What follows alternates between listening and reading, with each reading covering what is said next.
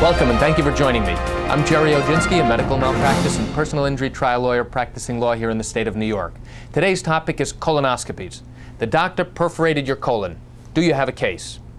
The bottom line is no, you most likely do not have a case, and here's why. In a colonoscopy, there are risks associated with the procedure.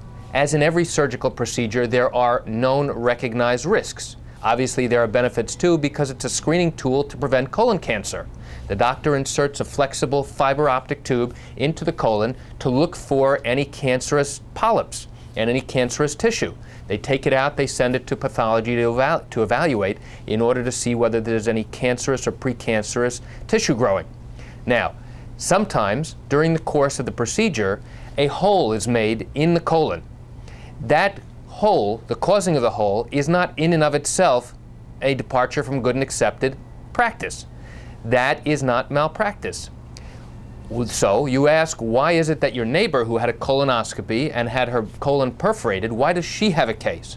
I'll tell you why she most likely has a case and you do not. In her case, the colon injury was not recognized at the time that it happened. She was discharged after the procedure and went home. A day or two later, she calls the doctor's office because she's having significant belly pain and back pain, and the doctor chooses not to bring her back into the office for an evaluation. That's mistake number one.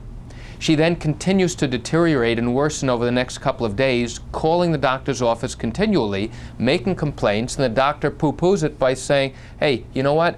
These are normal after effects of having a colonoscopy, so the patient ignores the symptoms that are getting worse and worse. She develops a fever. Her belly becomes hard and tender. She now has difficulty doing things.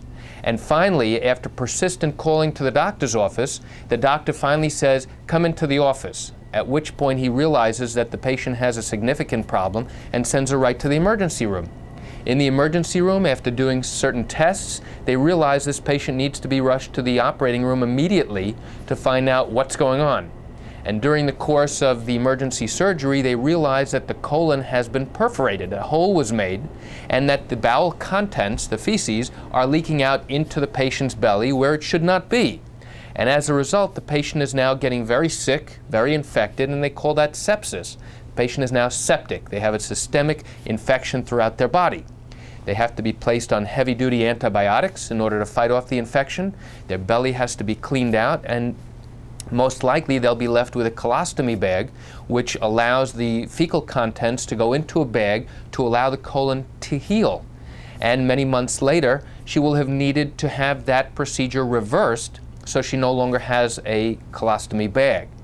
So that would explain why your neighbor most likely has a case. It is not the fact that the doctor caused the perforation during the procedure that's malpractice. It is typically the failure to recognize the perforation and to recognize the symptoms of something else that's going on that warrants further investigation and evaluation. That's where we see most of the cases involving colonoscopies that wind up having potential cases.